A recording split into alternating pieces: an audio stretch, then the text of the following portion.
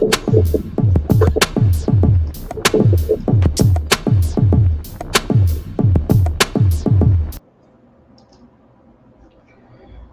olá, sejam todos e todas bem-vindos. Estamos iniciando mais um programa Lato Senso, aqui pelo nosso canal TV Roda de Conversa. Hoje, 22 de fevereiro de 2021, estamos dando início a mais esse programa, seu programa de todas as segunda-feira, com início às 20 horas. O programa Lato Senso vai ao ar pela TV Roda de Conversa e também vai ao ar e está também no ar lá no Facebook, na cooperativa Roda de Conversa, lá pelo Facebook, né? Isso é uma iniciativa da cooperativa Roda de Conversa. Sejam todos e todas bem-vindos e vamos ao nosso programa de hoje. Queria iniciar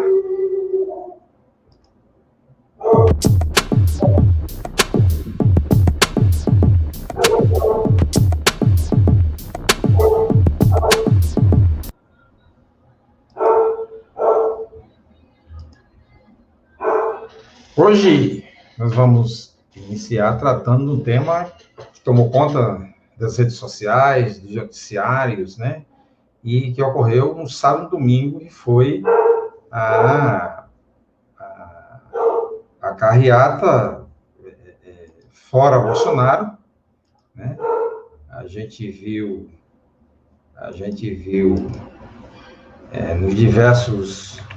nos diversos locais aí, né, nos diversos sítios, nós tivemos aí a participação da população participando deste movimento, participando desta atividade política, né, de grande importância para a nossa sociedade, que é a efetivação da democracia se faz justamente com a participação popular, com a participação do povo, né? E a gente viu aí que dia 20 e dia 21, nós tivemos aí uma grande movimentação pelas diversas cidades e capitais do país, justamente com essa mobilização nacional em defesa de vacinação para todos e todas, pela volta do auxílio emergencial, né, contra o desemprego e a fome, e pelo fora Bolsonaro, que é a palavra de ordem do momento. Não há outra palavra de ordem que não se diga no momento. Então, a gente tem viu um importante movimento, a Paraíba não ficou de fora disso. Nós tivemos uma carreata importantíssima aqui, inclusive com a cobertura completa aqui da nossa TV Roda de Conversa, né? Nós tivemos a cobertura completa, que iniciou-se às 11 horas e findou-se por volta de meio-dia, aí com a participação aí de diversos enviados de diversos locais, diversos pontos dessa carreata. Né? A carreata que iniciou-se lá no centro administrativo, né? E partiu aqui para a zona sul da cidade, ali, em direção ao Costa e Silva, passando ali pela Oitizeiro, onde foi aclamado, eu vi muitas palmas, pessoas contemplando aí, demonstrando que estamos no caminho certo, que é o caminho de mostrar que alguma coisa está errada, que alguma coisa precisa mudar. A gente teve nas diversas capitais, o movimento que iniciou-se no sábado durante a manhã, no sábado durante a tarde, no domingo pela manhã e no domingo à tarde ainda teve, né? No domingo teve Brasília, teve João Pessoa, teve Recife, teve Santa Catarina, enfim, o Brasil todo toma a culpa esse movimento. Um movimento que é acampado ali pelas centrais sindicais, pelos partidos de esquerda e pelos cidadãos que não estão concordando com a forma como o governo tem tratado o cidadão brasileiro, como tem tratado a política brasileira, né? É um movimento bonito, pacífico dele, e que tem mostrado aí sua efetividade ao longo né? Nós tivemos a primeira, a segunda, já estamos partindo para a terceira carreata, e muitas outras virão esse ano. Tenho absoluta certeza que este ano é um ano importante para se firmar, né, para que a gente tenha uma clareza, né, da forma como está sendo conduzida a política brasileira e a forma que essa política tem afetado todos os brasileiros e todas as brasileiras, né? É importante que se diga, né, que a gente precisa acompanhar, né, esses movimentos políticos, a gente precisa acompanhar esses movimentos sociais para contestar aquilo que a gente acredita que deva ser mudado no governo, né? Então, é assim que a gente viu os movimentos de sábado e domingo, né, e que foram importantes para a sociedade, foram importantes para que a gente mostre aí o que é possível querer mudança, que é possível buscar essas mudanças, né, com efetividade, para que a gente possa, de fato, estar aí contribuindo para a democracia, né, para a democracia brasileira e para a mudança na política brasileira, né? Não é possível que a gente tenha uma política que não atenda, né, aos interesses das camadas sociais menos abastadas, né? E que a gente precisa que a população mais carente tenha acesso ao auxílio emergencial, tenha acesso tem acesso ao auxílio emergencial, tem acesso, né, a vacinação. Eu acho que é importante. Eu vi ontem uma notícia dizendo que os laboratórios em breve vão estar vendendo doses de vacina a partir de R$ 1.500, de R$ 1.000 a R$ 1.500. Então, mais uma vez, a gente vê que isso não vai, né, os brasileiros, em regra, não vão poder ter acesso a esse bem que atualmente é o bem que é a vacina, né? Então, é importante que a gente não esqueça que isso é uma luta nossa, é uma luta da sociedade brasileira, uma campanha de vacinação, né, em massa. A gente precisa atingir todos os brasileiros, né? E esse movimento é importante justamente para denunciar que está faltando vacina no nosso país. Em diversos estados, a gente já teve a campanha de vacinação já foi suspensa, então é importante que a gente observe isso, né?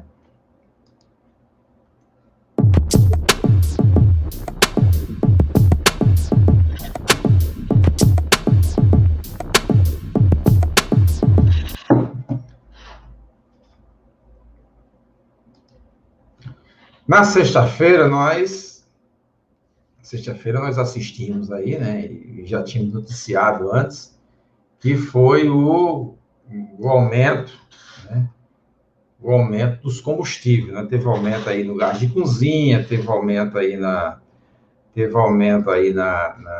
gás de cozinha, teve aumento no diesel, teve aumento na gasolina, enfim, nos derivados de petróleo como um todo, os aumentos aí começaram a estar presentes, né? E a gente viu que isso chamou a atenção da população. Mas é importante que se diga que esse aumento ele é resultado de uma política adotada pela Petrobras, né, de precificação dos combustíveis. Política essa que se volta a atender uma política de mercado, né, uma política de mercado que atende justamente o preço do mercado internacional do petróleo. E uma política baseada aí na dolarização do preço do combustível. Isso tem, de fato, atingido profundamente nós, brasileiros, uma vez que a nossa moeda tem, a cada dia, perdido o poder de compra. Basta imaginar, por exemplo, que nós temos uma moeda, né, que, ao longo dos últimos 4 anos, se você imaginar que em 2016, 2015, o dólar oscilava na casa dos 2,70 e 3,50, né? com 3,50, com R$ 3,50, com R$ 2,70 você conseguia comprar um dólar. Hoje, esse mesmo dólar você só vai conseguir comprar com R$ 5,50. Ou seja, o seu poder aquisitivo do real, ele chegou a cair cerca de 40%, olhando por esta ótica. Isso vale quando você imagina todos os produtos que são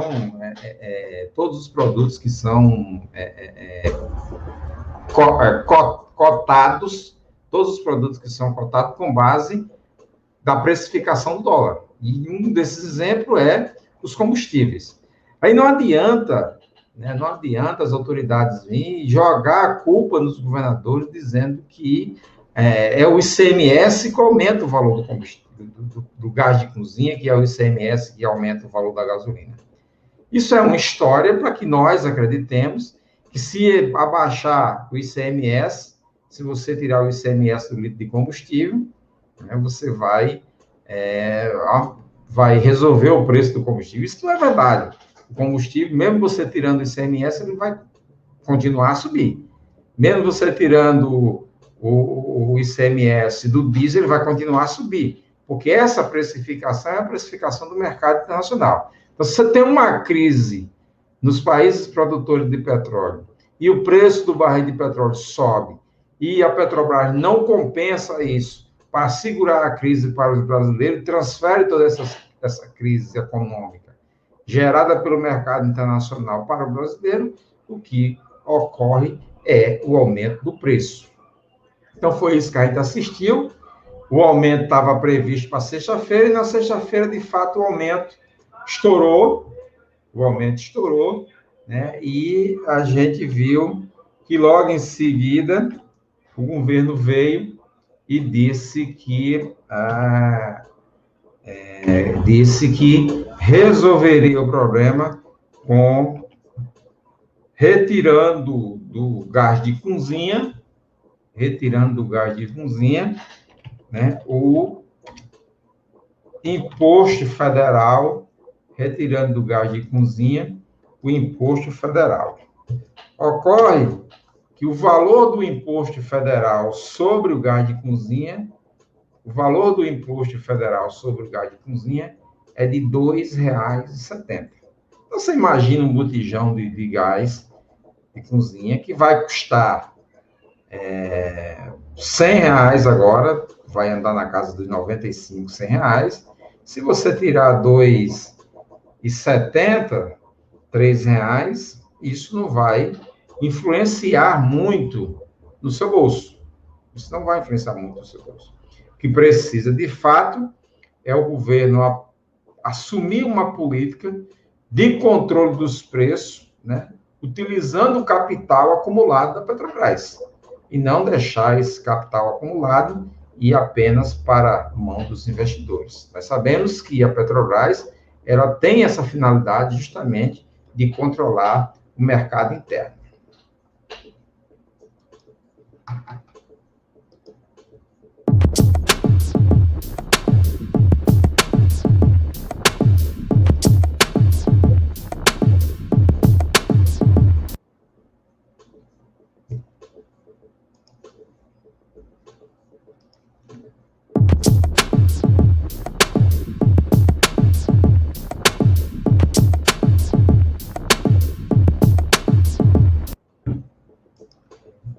Uma outra situação que a gente viu, logo que na sexta-feira foi efetivado o aumento dos combustíveis, e a gente viu o governo vindo de público dizer que ia fazer mudanças na Petrobras, e que essas mudanças atingiriam justamente a primeira mudança que ele fez e que ele prometeu foi fazer a retirada do imposto federal sobre o gás de cozinha. Depois ele anunciou, na quinta-feira à noite, na sua live, ele anunciou que faria a redução do imposto por 2 meses, por 60 dias, sobre o óleo diesel. Isso porque ele teme a greve dos caminhoneiros, né? Isso foi na quinta-feira à noite. Na sexta-feira, quando a Bolsa, a B3, abre, você se depara ali com uma queda importante dos ativos da Petrobras. E é importante que a gente diga, né, que na quinta-feira, a Ibovespa teve uma queda muito grande, andou ali perto dos 112 mil pontos, né? O mercado fechou em queda na sexta-feira. As ações da Petrobras fecharam numa queda violenta também na sexta-feira, o que resultou numa perda de ativo, né? Ou seja, a Petrobras amanheceu o dia com um valor de ativo X, valendo um valor no mercado, e no final da tarde, quando a Bolsa encerrou suas atividades, que é onde se mede esses valores, a Petrobras tinha perdido cerca de 60,7 bilhões do seu valor de ativo, né? Isso é muito dinheiro para uma empresa como a Petrobras, para os acionistas, etc., da Petrobras. Nós sabemos que a Petrobras é uma empresa que tem capital internacional, embora o controle majoritário seja do governo, né, do governo brasileiro, mas a grande parte do capital é o capital internacional. Bom, se isso não bastasse, o mercado abriu na segunda-feira e aí a Bolsa de Valores mostrou de novo, né? Por quê? Porque na própria sexta-feira, durante a sexta-feira, o governo anunciou a troca da presidência da Petrobras, tirando o atual presidente da Petrobras e colocando um general no seu lugar. Isso não agradou o mercado, não agradou os investidores, não agradando o mercado e os investidores, houve uma fuga tremenda de capital, né? As pessoas começaram a vender suas ações, os acionistas internacionais começaram a tirar esse capital da Petrobras, né? E aí, na segunda-feira, quando a Bolsa abriu, nós nos deparamos ali, logo no comecinho do dia, a Bolsa já com 4% ali, beirando os 5%, né, de queda no volume global da Bolsa. Isso permaneceu durante todo o dia, poucas empresas tiveram seus ativos em alta, houve uma despencada muito grande dos ativos na Bolsa, mas o que chamou a nossa atenção, e aí eu fui olhar agora, no final da tarde, eu fui olhar o resultado acumulado da Bolsa, e mais uma vez a Petrobras tinha caído mais 20%. Então, as ações da Petrobras, que estavam sendo negociadas a torno de R$ 28, R$ 29, ficou sendo negociada aí na casa dos 20, 22. Teve um momento que chegou bem abaixo disso. O que é que ocorre? A Petrobras perdeu mais cerca de 70 bilhões em ativos, né? Ou seja, ela está valendo menos 70 bilhões. Aí eu vou explicar para você que não é 70 bilhões acumulado entre sexta e segunda, não. Entre sexta foram 65 bilhões, e segundo a Infomoney, que é uma revista especializada em mercado financeiro, a Petrobras perdeu cerca de 70 bilhões só hoje. Então, o acumulado de sexta e de hoje, nós vamos andar aí na casa dos 120, 130 bilhões em ativos da Petrobras, que se desvalorizou no mercado financeiro só nessa segunda-feira. A gente não sabe o que é que vem amanhã. Essa queda puxou a Bolsa para baixo e a Bolsa fechou hoje com uma queda de 5%, né, ou de quase 5%, a 112 mil pontos. Isso é muito ruim para o mercado financeiro, né? Um presságio muito ruim para o mercado financeiro. A gente sabe que isso é ruim, que isso atinge as empresas de modo geral, atinge as empresas, atinge a economia e a gente vai, né, cada vez mais se desvalorizando no mercado internacional.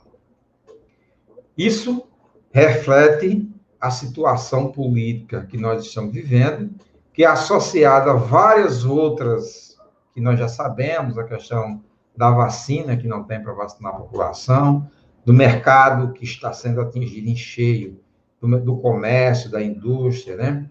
Que está sendo atingido em cheio pelos efeitos da pandemia, e, não fosse isso, também as ingerências do governo na Bolsa. E aí tem um outro elemento mais forte. A fala do presidente apontou para uma mudança também nas outras estatais, como a Eletrobras e outras estatais. O que é que ocorreu? Essas estatais também tiveram queda significativa dos seus ativos na Bolsa de Valores. Então, nós tivemos hoje um dia de muita perda financeira para os ativos brasileiros e uma desvalorização muito forte dos ativos brasileiros, principalmente da Petrobras, da Eletrobras e de outras estatais. Além de ter tido também uma queda muito forte na Bolsa, em torno de 5%. É provável que a gente vá levar um certo tempo para nos recuperar deste baque.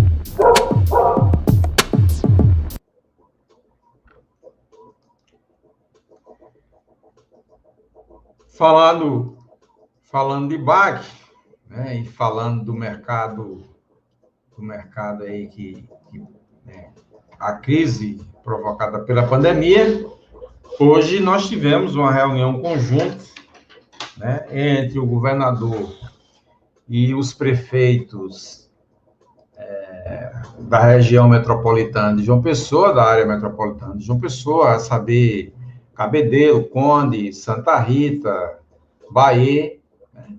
E por volta do meio-dia, em torno disso aí, o governador da Paraíba, João Azevedo, né, e o prefeito de João Pessoa, Cícero Lucena, anunciaram que o estado terá toque de recolher.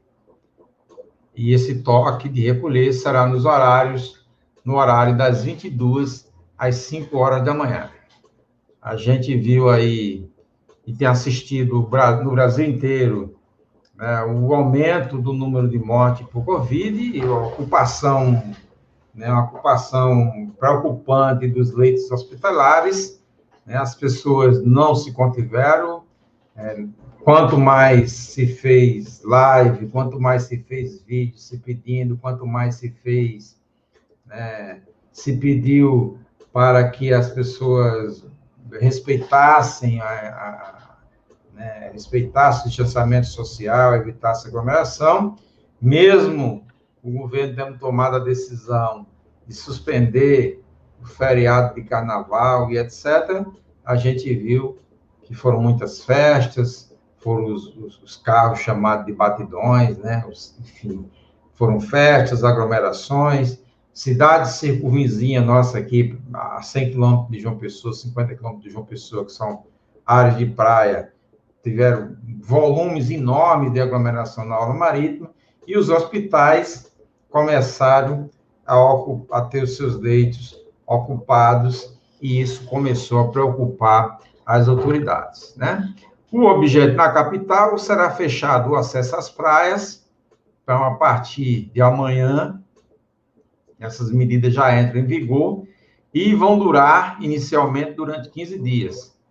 Essas medidas têm o objetivo de barrar o aumento dos casos de coronavírus na Paraíba, que conta já com ocupação de 63% dos leitos hospitalares.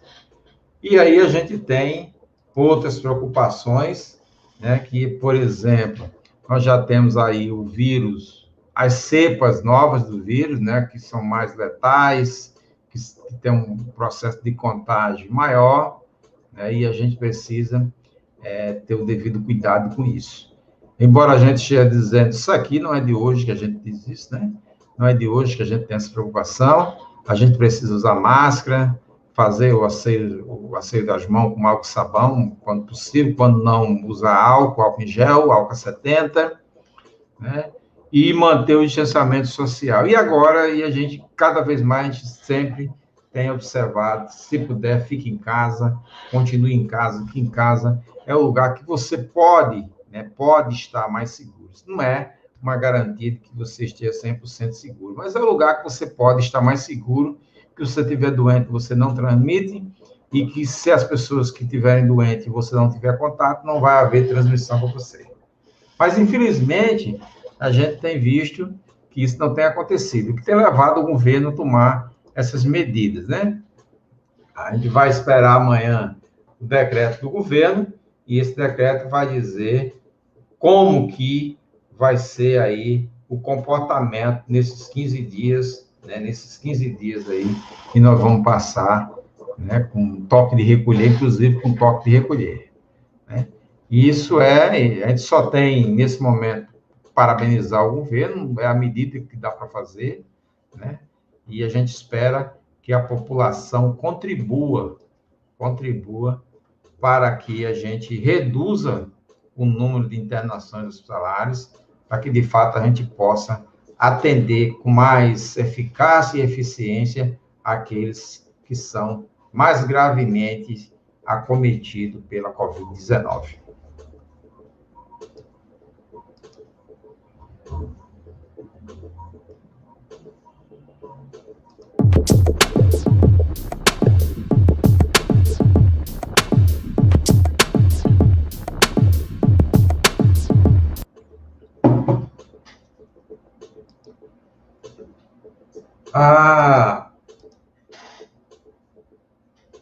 O Brasil registrou, no dia de hoje, né, 639 mortes sem decorrência da Covid nas últimas 24 horas. Esses dados foram dados divulgados pelo Ministério da Saúde no início desta noite. Com isso, chega a 247.143 o número total de óbito pela doença no país. Segundo o relatório do Ministério da Saúde, foram confirmados, nas últimas 24 horas, 26.986 casos de infecção pelo novo coronavírus no mesmo período, elevando o total de registro de 10.195.160. O boletim é elaborado com informações disponibilizadas pelas Secretarias Estaduais de Saúde. Aí eu queria chamar a atenção para o fato de que essas 639 mortes não é um número ideal. Amanhã você vai ver, você vai observar no boletim de amanhã que isso vai dar um salto muito grande. Por quê? Porque no final de semana, nem todas as secretarias, nem todos os municípios têm pessoal disponível para fazer essa contabilidade. Então, eles inserem essa contabilidade do sábado e domingo na segunda-feira, e na terça-feira esse resultado é divulgado. Então, a gente vai ter aí um salto significativo amanhã, né? Como vocês podem ver, João Pessoa tem 63% dos leitos ocupados. Então, você imagina que o resto do país também está assim. Nós temos casos mais graves, né? Nós temos casos gravíssimos no Acre, nós temos casos gravíssimos em Rondônia, né? Nós tivemos a crise da Amazônia, não acabou ainda, ela continua. Então, nós temos aí, em diversos locais, casos e mais casos aí que continuam, né? Então, é importante que a gente diga que esses casos, a partir de amanhã, eles vão estar aí em aumento significativo. Os outros dados apresentados na sexta-feira, né, a gente tinha uma média de quase 1.200 mortes diárias nos últimos 15 dias. Né? Acho que o modelo mais seguro de se fazer é você fazer a média dos últimos 15 dias, para você ter uma ideia. Lembrando que no começo da pandemia, nós andamos ali na faixa de 1.000 mortes diárias, nos picos, no ano passado. Esse ano nós já tivemos pico aí de acima de 1.400 mortes, e aí me parece que a gente meio que banalizou, e a gente começa a não acreditar muito que o vírus é mortal, que o vírus é letal. Então, é importante que se diga isso.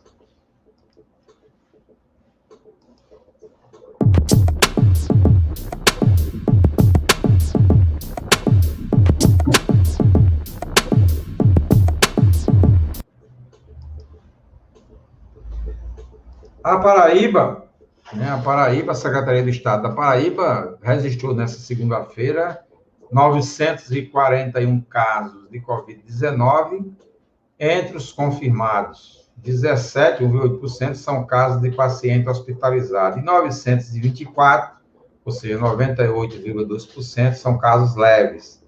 Agora, a Paraíba já totaliza 213.227 casos confirmados da doença, que estão distribuídos por todos 223 municípios. Até o momento, esse final da tarde de hoje, 641.187 testes para diagnóstico de Covid já foram realizados, né? Então, 640 mil, de uma população de 4 milhões, nós agora que conseguimos fazer 25% de teste em relação à nossa população total geral aí. Aproximadamente isso, mais um pouquinho, né?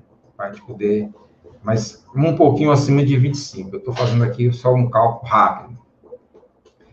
Também foram confirmados 23 novos óbitos, então a Paraíba deu uma alta, né, desde a última atualização, sendo 9 deles nas últimas 24 horas. Os óbitos ocorreram entre os dias 22 de janeiro e 22 de fevereiro de 2021, sendo 7 deles em hospitais privados e os demais em hospitais públicos. Com isso, o Estado totaliza 4.379 mortes.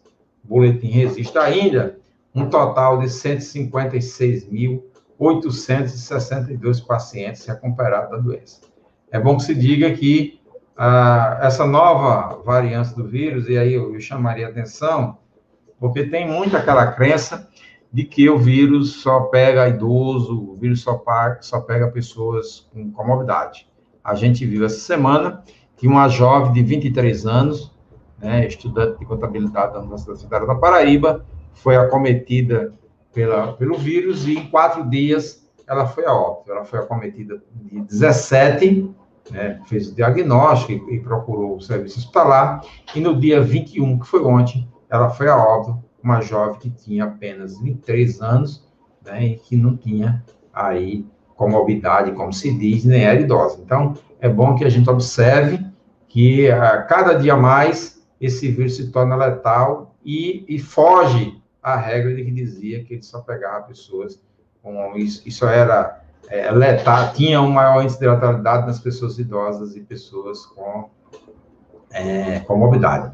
É importante que se diga que essa semana que passou foi publicado um estudo que diz que a nova cepa do vírus, o P1 e outras cepas, tem atingido, principalmente com letalidade, os pacientes abaixo de 56 anos. Um estudo publicado recentemente, né, que depois deve ser debatido aí com mais propriedade pelos epidemiologistas.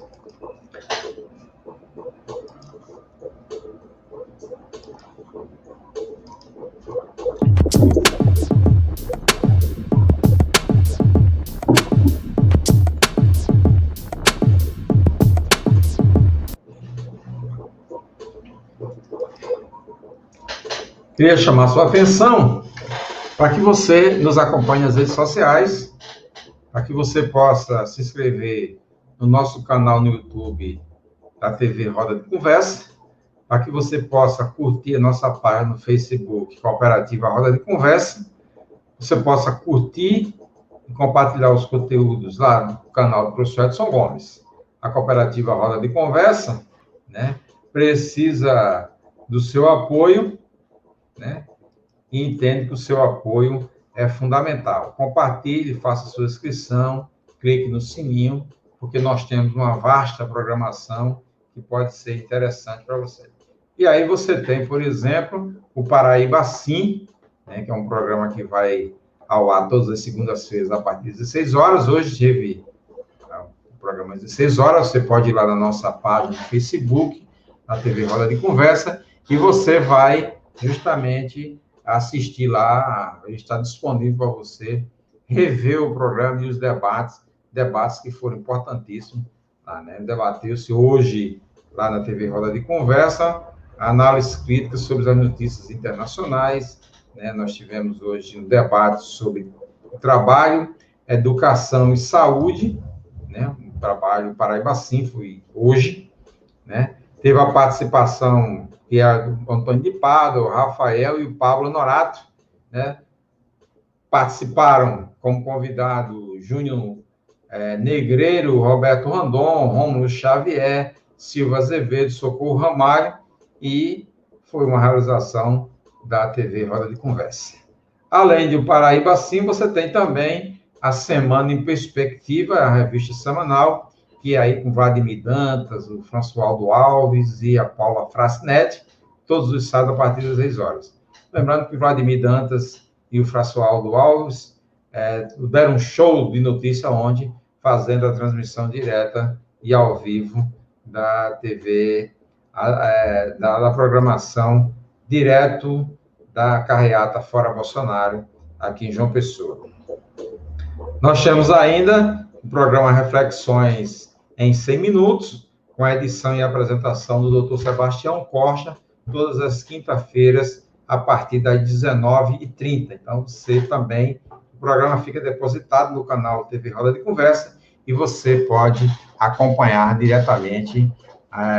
Se você não puder assistir, você pode assistir diretamente lá no nosso portal. Nós temos ainda também o DCDC, né, que também vai ao ar às segunda-feiras, e também na TV Roda de Conversa você pode acompanhar.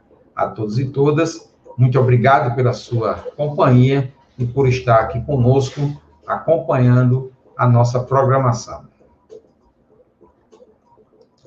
Você está assistindo o programa Lato Senso, que é a edição, produção e edição de Edson Gomes, e vai ao ar aqui pela TV Roda de Conversa.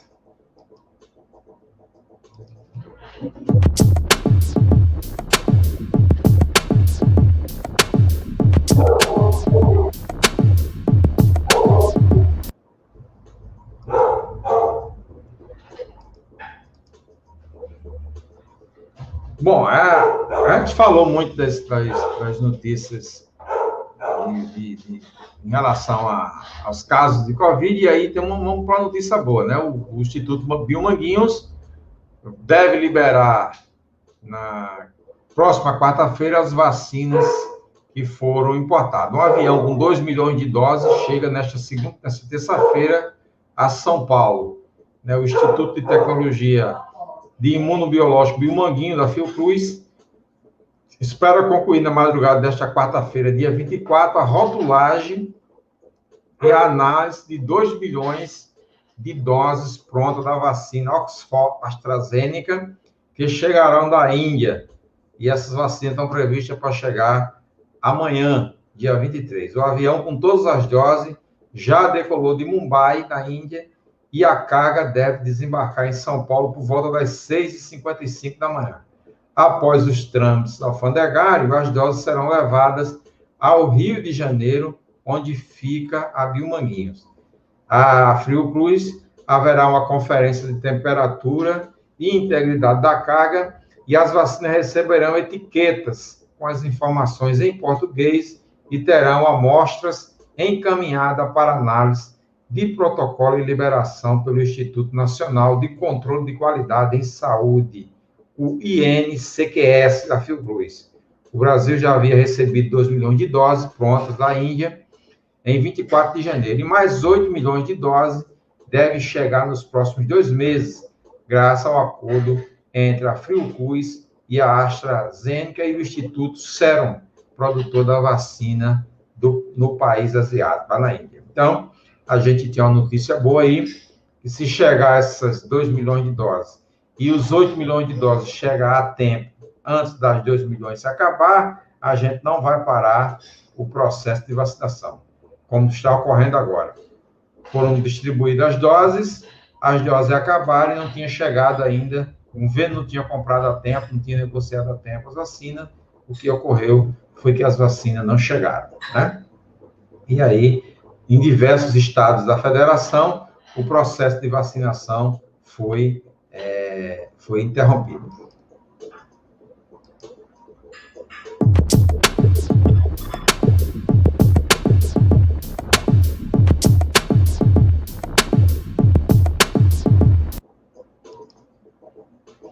Estamos chegando ao fim do nosso Lato Senso de hoje, né?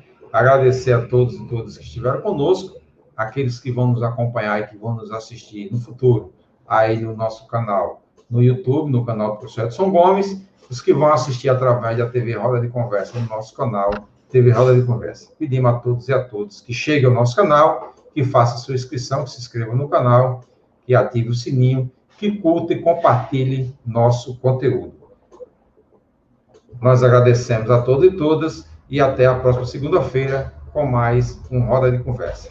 E com mais um programa Lato Senso. Um programa Lato Senso que tem produção e edição de Edson Gomes.